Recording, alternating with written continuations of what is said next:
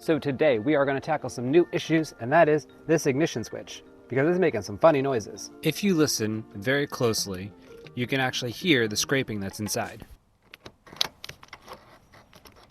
It could either come from this lock cylinder casing, or there's also this little ignition switch back here, and currently I'm having some issues with my convertible top and the parking brake. So we're gonna take this out first and see if it still makes that scraping noise, and it wouldn't hurt to check it out in the first place because that can give you a lot of electrical gremlins. Okay, so the first thing we're gonna do is take this off here, and it's real easy because all you have to do is kind of just pull. I say that as I'm struggling to get this thing off. There we go. See? Oh man. Yeah, this is all sorts of dirty. We'll clean it off though. The next thing to do is pull this off. Easy peasy. Under here there is clips here and here. And since I can't hold it both at the same time, I'm just gonna take it out without you guys watching. If you're having trouble like I am, take these T20 screws out, pop this little cover off. Then you take this off, you just put a little screwdriver up in there, it pulls right off. Then you can take this off. You know what? I changed my mind. I'm just gonna take this whole assembly out. I somehow managed to get not one, but two tools stuck down here trying to get that little bolt.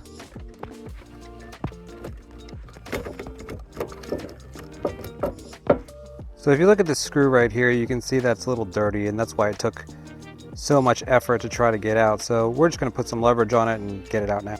So I'm gonna apply a little bit of carb cleaner on there, or brake cleaner. That way we can clean that out a little bit and see if we can loosen it up a little bit better. It's hard to tell, but it's kind of fused in there. I don't actually know what to do with this because the set screw on the inside is now starting to just fall apart. So I think my only option is to drill it out and then see what was going on with this without breaking it any further. Because if it's just this, then that's fine. If it's this whole thing, then we're gonna have some bigger issues. Okay, so from what I've gathered so far, I broke it off, so that's really nice. But if you squeaky it, actually,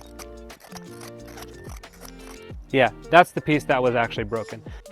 All right, I have put the new ignition switch in. I have a new parking brake switch. I have a new battery. Let's see how this goes.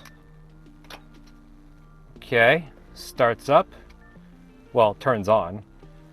Let's see if it fixed the parking brake off, parking brake on. No, it didn't fix the parking brake light. So let's see if it changes this. Nope, didn't fix that. Let's see if it starts the car.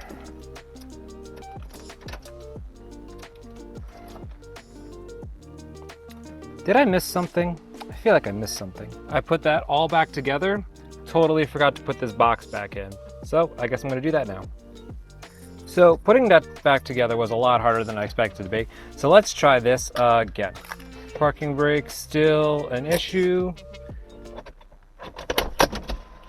Oh, hey!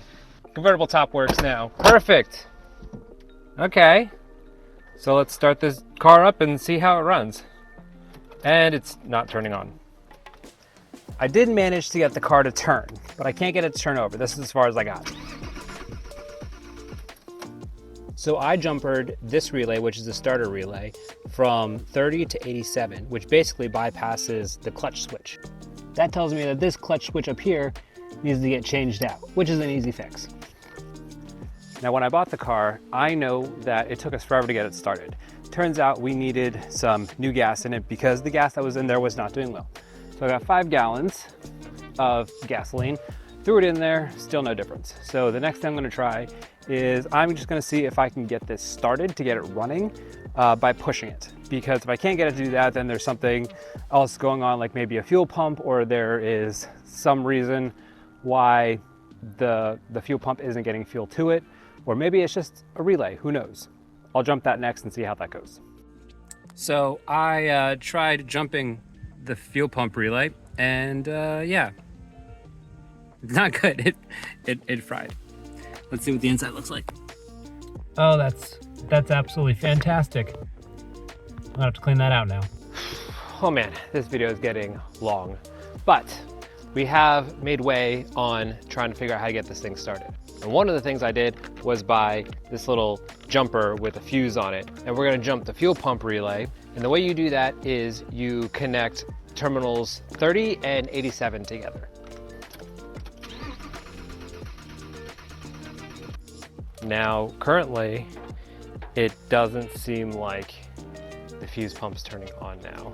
So instead of making this video incredibly long and getting into the fuel system, we're gonna put that into another video because we're gonna have to check the pressure and all the other things. And you know what? That's a whole video on its own. And if that's up, click on the trunk right here and check out that video. If it's not that video and it's not up, it's probably something cool. And you'll probably enjoy it, so click it. And if you're still here and you haven't subscribed yet, hit that subscribe button. And if you like this video, hit the like button. And if you didn't, don't do anything. I don't like the dislikes. So Happy New Year, everybody, and stay safe.